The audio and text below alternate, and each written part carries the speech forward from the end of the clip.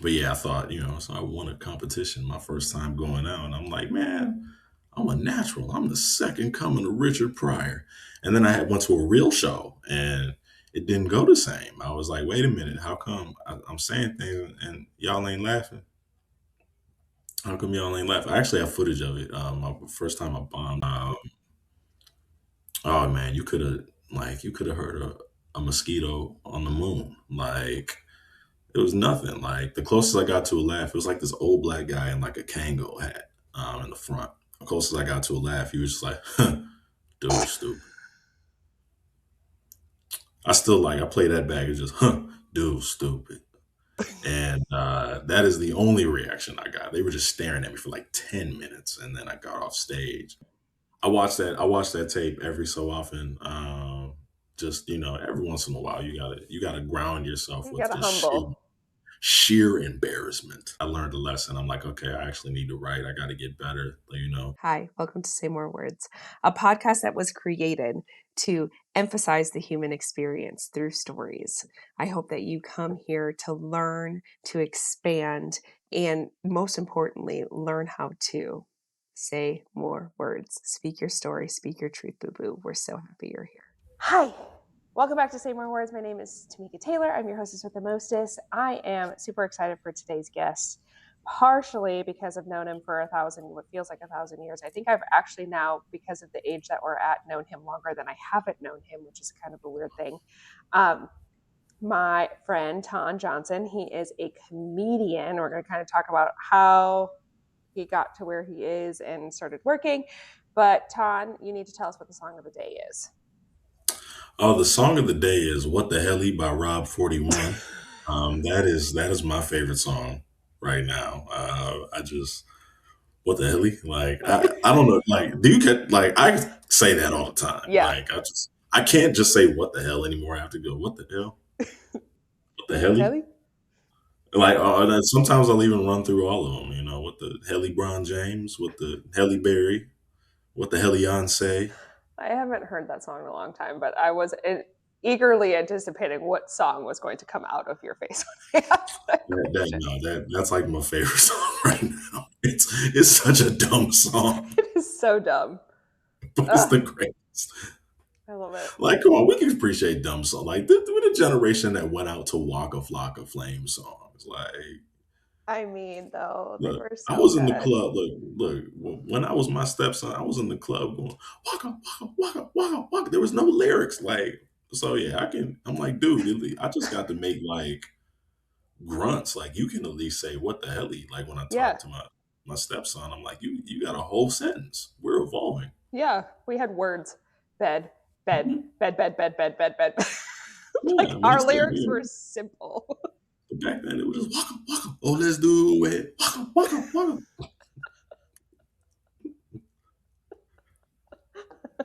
Oh, good. I don't even remember how. So I went to University of Wisconsin Eau Claire. You went to Whitewater. We met at the National Black Student Union, didn't we? Conference, NBSU. Yeah, yeah. That's how we met. And was it Lincolnshire, Illinois? I live in Illinois now, and I don't even know where that is. No. I slept on the bus every time I went there. I actually have. They could have taken me anywhere. Yeah. Yeah. I slept. Man, It was a long drive. it was a long drive. Even from Whitewater, it was a long drive. Mm-hmm. But yeah, I mean, yeah, the conference. Did you like ever like get a job or anything from that? Mm-hmm. You did. Yeah. Yeah. I worked for Eau Claire after I was done with school. That's cool. Mm-hmm. Yeah. I'm not like I had a bunch of interviews. Was that the Uh, purpose of that conference for us to get jobs? I mean, networking, professional development, like that. Oh. That's why we're supposed to be there. Mm. But yeah, I went to there was a couple of people that like I kept in touch with, but I ended up my first job out of college. I ended up working in a factory. It's just graduated the wrong year. Yeah, we did. 2011 is bad. Bad. It was bad. Yeah. Like there was nothing. So yeah, I ended up working in a factory Hmm. with a degree. With a degree. That's when I Yeah. went into higher ed. I worked in higher ed too. Oh, until, really? yep, Mm. yep, until 2015. I worked in higher ed. Yeah, you said you were with the colleges, right? Mm-hmm. Yeah, Yeah, still do it now. I mean, great field. I mean, I love working with students. It's cool to help people kind of through that transitional period. I mean, I went to grad school, so but yeah. I remember when I was 22, just being like, I don't know what the heck I'm gonna do with my life. Like, how am I gonna figure all this out? Like, I remember I was working at a factory. It was a third shift night. I was eating an egg salad sandwich out of the snack machine at like 3 a.m. on my lunch break. And I had like a breakdown. And I was like, I went to college for no reason. Um, like I was losing it. Mm-hmm. And, That's fair. and eventually, I got around the right people and, was pointed in better directions. But, at first I was just like, oh my God. But even working in there, that at least it gave me some experience. That's the conundrum, right? Yeah. It's like we want experience, but I've been in school, I don't have it. But oh, we Right. want What are the you supposed to education. do? It's like we want the education. Well, I don't have it because I've been getting experience. It's like a chicken or the egg type of thing. Mm-hmm. It's That's a constant. crazy. Hmm. That was hard, and especially at the time that we graduated with the recession that had just happened and there weren't really good jobs. And yeah, that time period was awful, awful, awful. It was not fun. Yeah, it But wasn't. It was tough. so then when did you get started in comedy? 2014. 2014. Okay. Yeah, 2014. So yeah, it's been over a decade now for sure. And what year did you meet Charlie? Either 20, somewhere between 2017 and 2019. I'll be honest Okay. with you.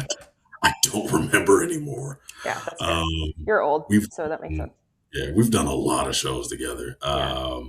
Actually, well, here, give me a second. I probably could tell you if you really want to know.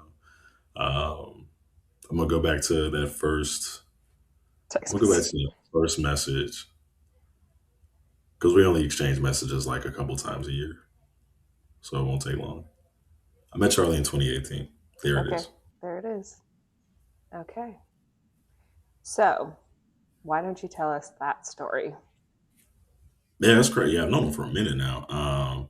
It's so crazy because we got introduced through a mutual friend. This is comedian in Milwaukee. Her name Dana Ehrman. She's really funny, Mm-hmm. and she was opening for him, and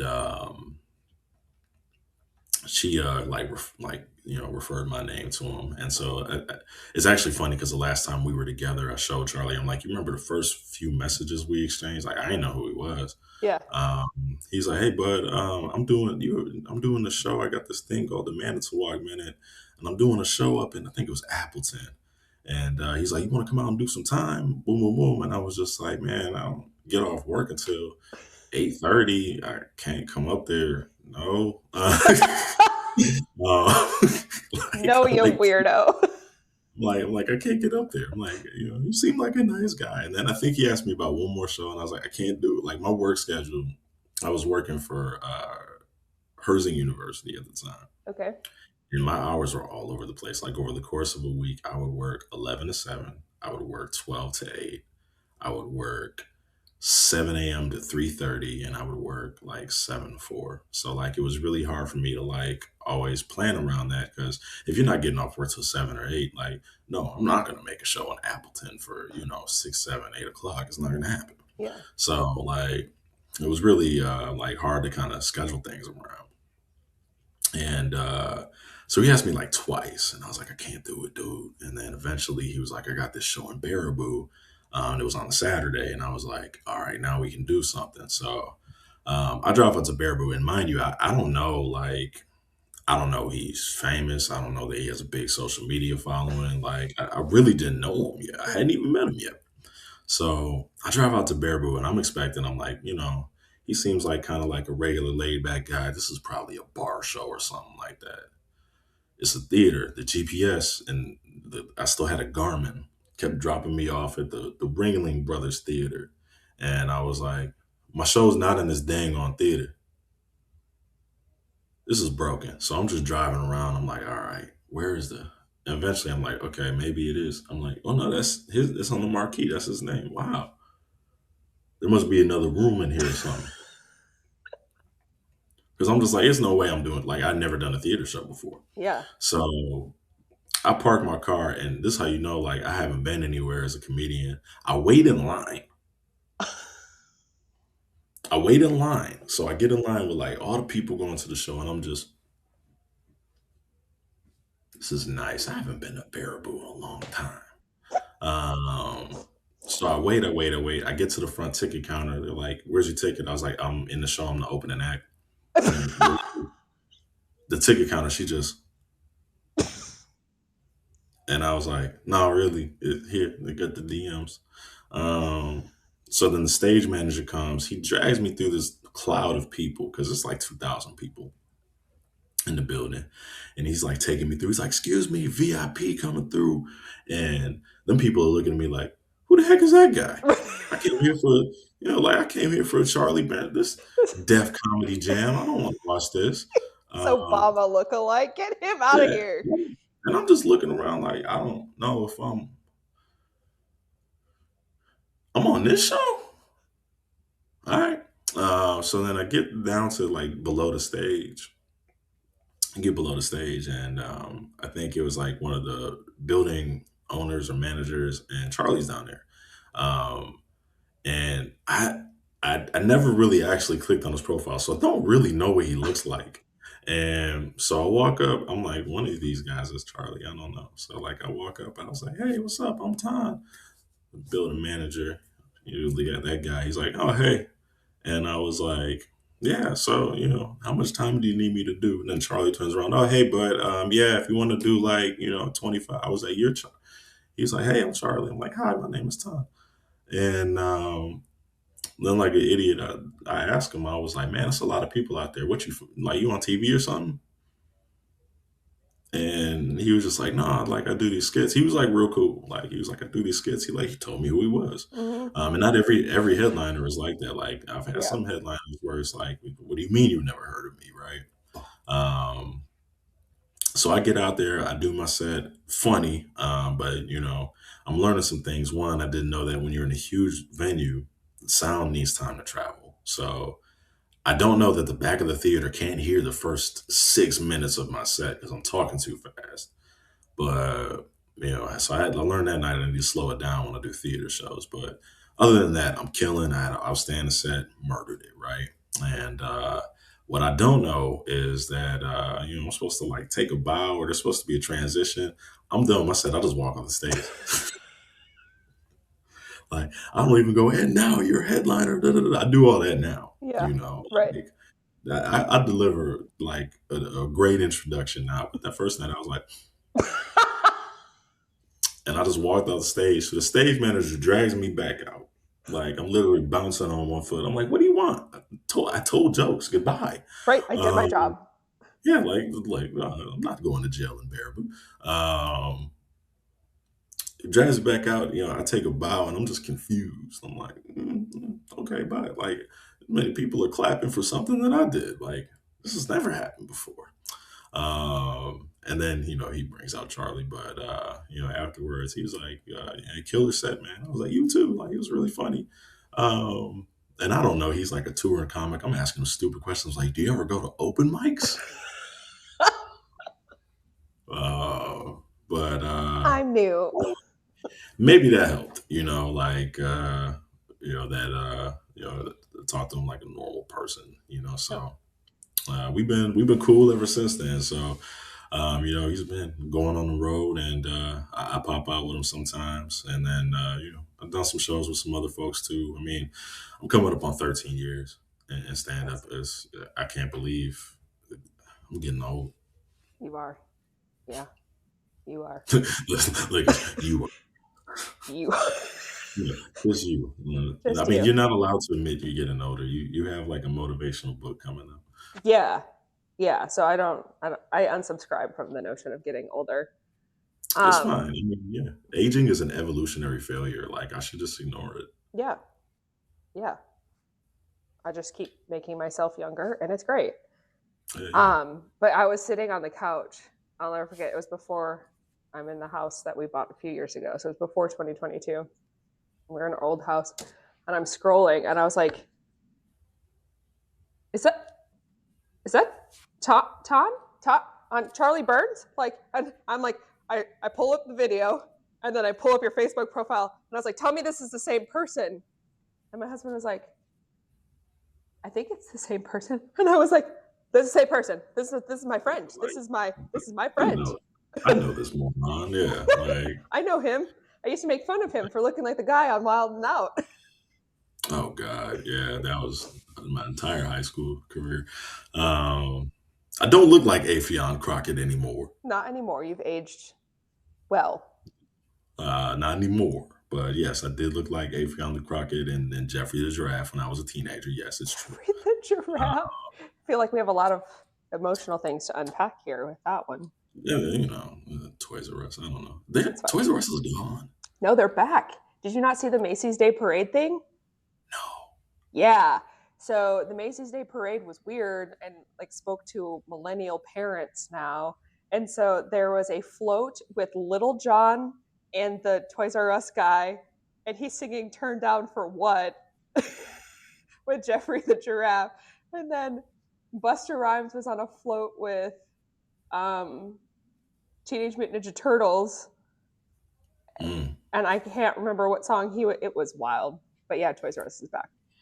That's cool. I mean, yeah, when I saw they had like such a sad closing announcement, like it was Yeah. like they had like the giraffe and he was just Saying goodbye to your childhood. We've killed yeah, it. it's like I've never seen a crying giraffe before, but it's one of the most thoroughly depressing things I've ever seen in my life. Like It's like that. And when Steve Burns, did you see during COVID when Steve Burns from Blues Clues put out that message and was like, "How are you?"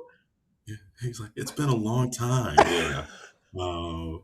He's like, look, I want to hear about all the wonderful things you've been doing. I'm like, what's up, Steve? We ain't talked in a while, man, but it's good to hear from you. I missed you, dog. It's good to see. Yeah. It's funny that year I met him while I was crying at a bar in the middle of Iowa. I mean, a lot of people do that in bars in Iowa. I've been,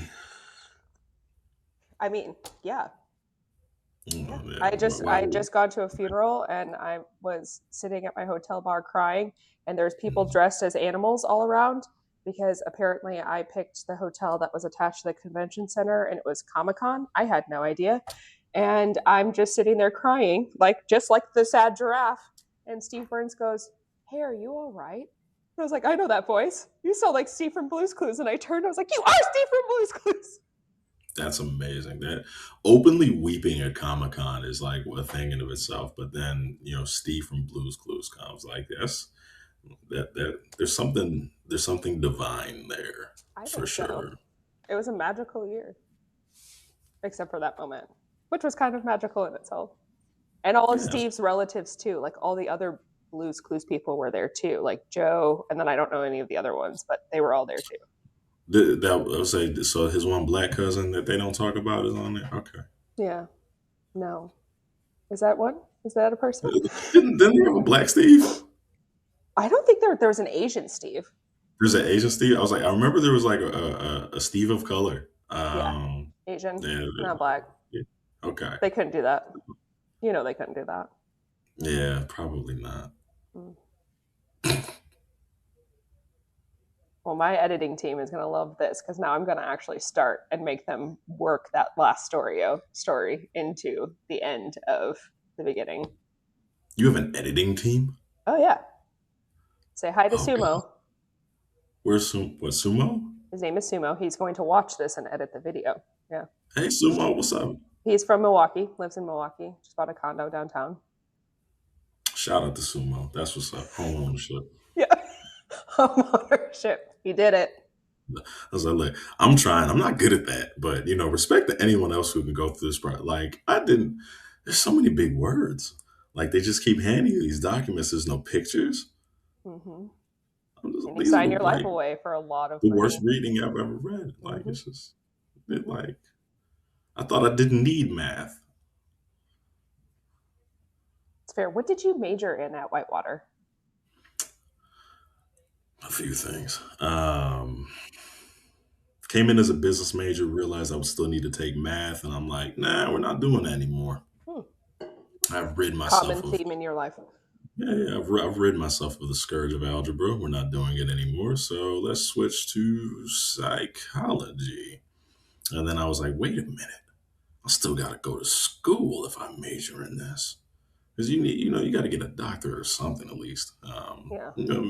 Well, masters in psych you can do stuff with, but I was like, I don't want to be in school anymore.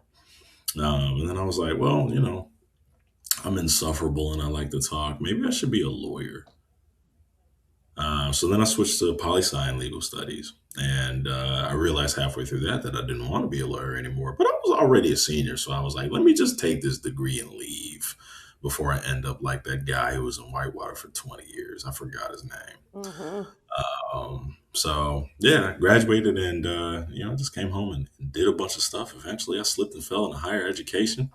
Um, and in between time, I started telling jokes into microphones because I lost a bet. Because you lost a bet? That's why you started telling jokes? Yeah, I started doing stand up because I lost a bet. I bet against it was Broncos Seahawks. I think that was 2014 Super Bowl. Broncos Seahawks, Okay. whichever year that was. And I had a straight bet on the Broncos. Like I thought they were going to win. They got embarrassed, smoked. It was terrible. I think it was like 43-8. Like I was like, how did you guys play this bad? You made it to the Super Bowl. You're supposed to be good at football. Yeah. So I had choices. My coworkers. I come to work in a dress, and I didn't really feel like doing that. Or I could do the amateur night at the comedy cafe. It's not there anymore, but they used to have like the amateur night the last Wednesday of every month. And I was like, all right, I guess I'll tell some jokes. And I got up there, and it was like a competition. I won. And everybody's like, "Oh man, you won your first try." I'm like, "Yeah, but it's what the show. We call it a bringer. Like Mm-hmm. you got to bring people with you if you're doing this competition. Or some shows are just like, if you want to be on the show, you have to have at least 5 people come, whatever, right? Mm-hmm. So it was a bringer show, and I probably had like 10 people. So like yeah, I had people that were going to vote for me regardless. Not to say that I didn't do well. I was funny, Yeah. um, you know, but yeah, I thought, so I won a competition my first time going out, and I'm like, man, I'm a natural. I'm the second coming of Richard Pryor. And then I went to a real show, and it didn't go the same. I was like, wait a minute, how come I'm saying things and y'all ain't laughing? How come y'all ain't laughing? I actually have footage of it. My first time I bombed. That's great. I was telling jokes. I'm not going to repeat them right now, but I'm telling jokes, and they're not good. They're the kind of things somebody talks about when they're 25. And Mm-hmm. um, oh man, you could have heard a mosquito on the moon. Like it was nothing. Like the closest I got to a laugh, it was like this old black guy in like a Kango hat in the front. The closest I got to a laugh, he was just like, dude, stupid. I play that back. It's just, dude, stupid. And that is the only reaction I got. They were just staring at me for like 10 minutes. And then I got off stage. I was like, all right, y'all be cool. And like, you feel bad as a comic when you start hosting a show that you're not hosting. Y'all be cool. Hey, y'all gonna love the next comic. Y'all make some noise for him. Okay, all right. So then the real host gets back up, and it's the greatest transition ever. He grabs the microphone from me, and he just,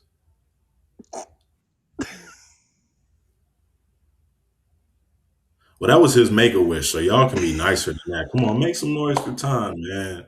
Like he ain't even gonna be here next time. Um, Oh yeah. So man. I watch that tape every so often. Just every once in a while, you gotta ground yourself You with gotta just sheer, humble. sheer embarrassment. Yeah, I learned a lesson. I'm like, okay, I actually need to write. I got to get better. That other show, I brought people that know me.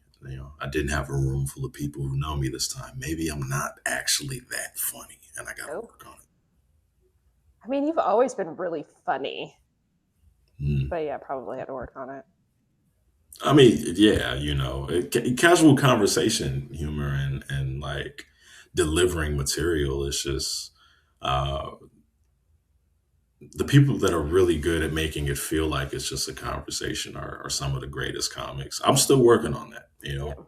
Um, Sometimes I'm in the pocket and, it just feels like I'm just talking to the audience. Other times, like, okay, it's going to be funny, but I need you guys to be quiet. I just got to tell these jokes. Like, I got to work through, the material the set way that list. the way that I'm thinking about it. Maybe I had a drink before I got on stage. Um, I generally don't actually, but, you know, uh, working on that still, but yeah, it's an ongoing thing for sure. What's your Yeah. favorite show you've ever done? My favorite show. Um, I've had a lot of really, really great nights for sure. I've also really enjoyed some bad ones, to tell you the truth.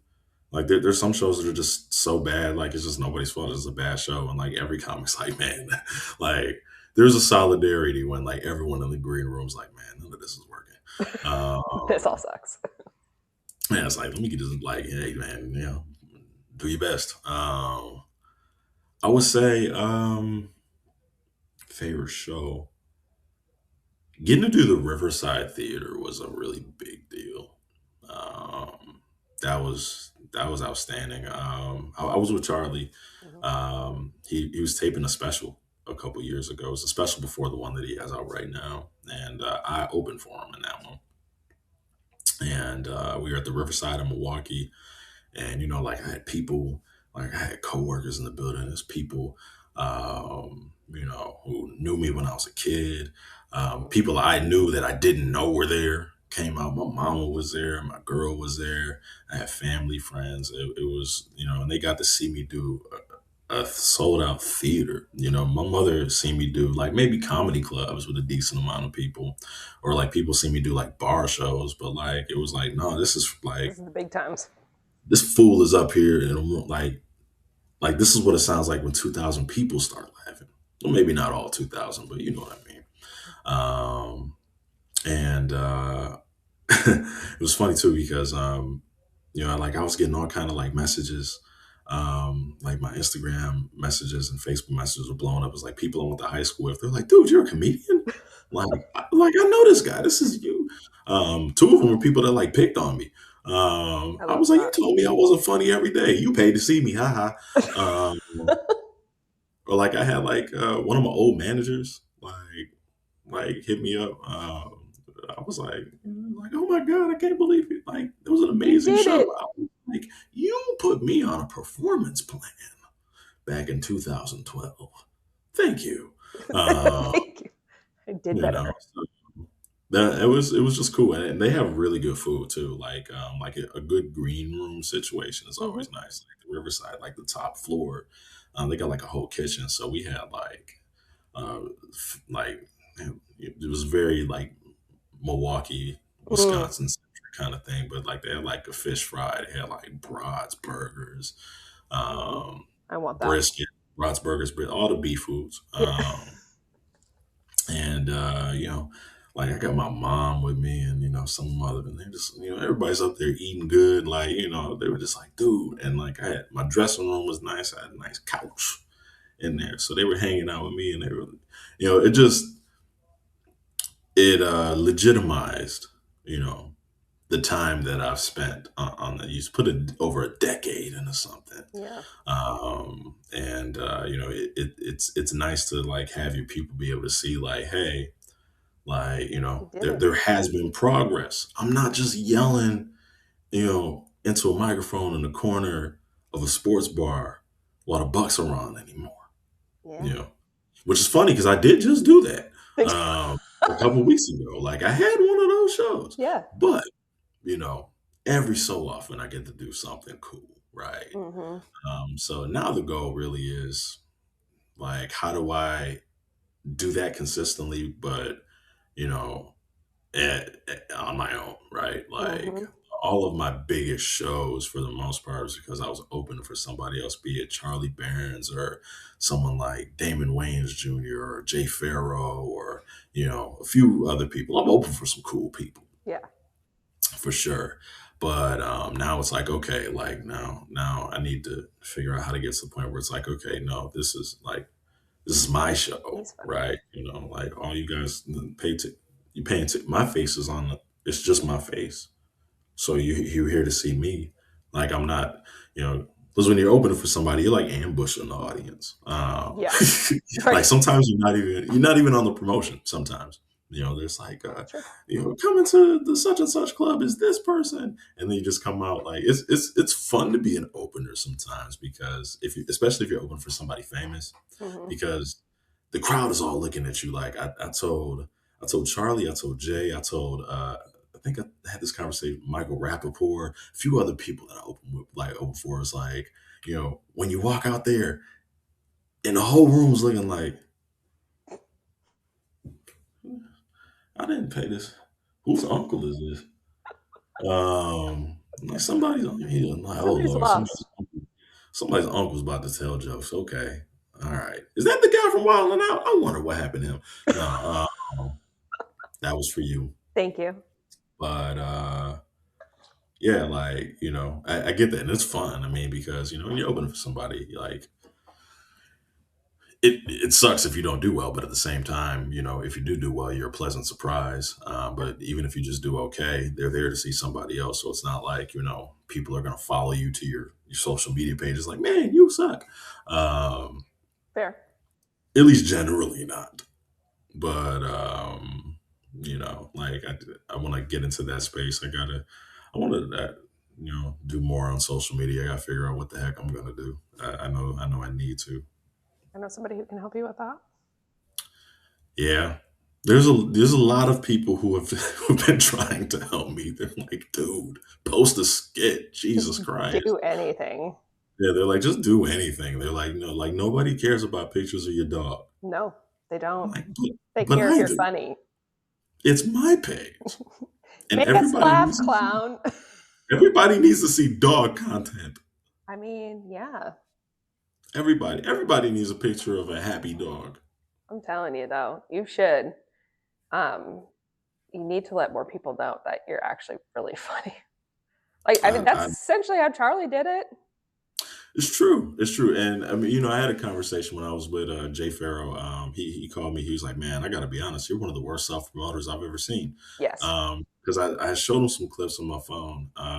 Like I was doing commentary on TMZ Live for 4.5 years. Yeah, I saw that. What the hell? Yeah, nobody really. Yeah, they were like, people still don't believe. They're like, I thought you were just saying like I'm on TMZ. I was like, no, I was really on there You were really on TMZ. I remember seeing like a video and I was like, huh, for 4 years. for 4 years? Oh, I got to do better. Yeah. Oh my God. Look, there's This people. is stressing me out. Look. I got the performance side. I got to get good at the business side. I know that. Yes. The best comedians are very good at the business side. I am not. I admit it. But Yeah. And you've got I'm like doing it. really big names who are friends of yours that you laugh with. And I mean, you were on Charlie stuff. That's how I saw you. And I was like, wait a minute. He actually did it. Like, he actually became a comedian. Man, people found me through him. It's funny now because that's like an open secret at my job. Really? Yeah, like I don't walk around like I very rarely tell anybody like, hey, I'm a stand-up comedian. Like I almost never say so. Again, I'm not a good self-promoter, Clearly. but like if people like like med students or my colleagues are like, I saw you at the Riverside. I'm like, nah, I know that guy. He looks a lot like me. Um, or like I saw you in comedy on stage. I got caught once because like they had me like on the comedy on stage had me. I won Madison's funniest comic in 2022. I didn't live in Madison, but really it was like a contest for like pretty much every comedian who lives in Wisconsin Yeah. every year that they do, and I won in 2022. So like I was like on the website holding up the trophy like yeah. And like some students who like were from Madison, they were like, I know you. where do I know you from? I was like, I don't know. And the audacity of me to lie, because like I had like this whole Yeah. like dreadlock rooster thing going on at the time that like nobody else did. Like you know it's me. Yeah. Um, Everyone knows it's you. The yeah, haircut everyone was knows. awful. It was fantastic. For context, for people who don't know, listen, I saw Black Panther and I tried to grow Killmonger dreads, but I don't have that head shape, and it took me like 5 years to accept the fact that I don't have that head shape. So and there's also the conundrum of starting to grow dreadlocks in your mid 30s. Did you know your hair starts thinning? I didn't know that. You can only have so many on your head at one time. And, the guy in Black Panther, he had a lot of them. So it wasn't quite like he didn't, it was different for him than it looked for me, but it still looked really good. Don't listen to Tamika. Okay. It was great. It was a canned speech. I had a canned speech. I mean, listen to, like, continue to support it. But like for that, Mm-hmm. Yeah. she's not Worst guest ever. amazing, amazing. I am not the worst guest ever. That's true. You're not. You're just difficult. Always have been, always will be.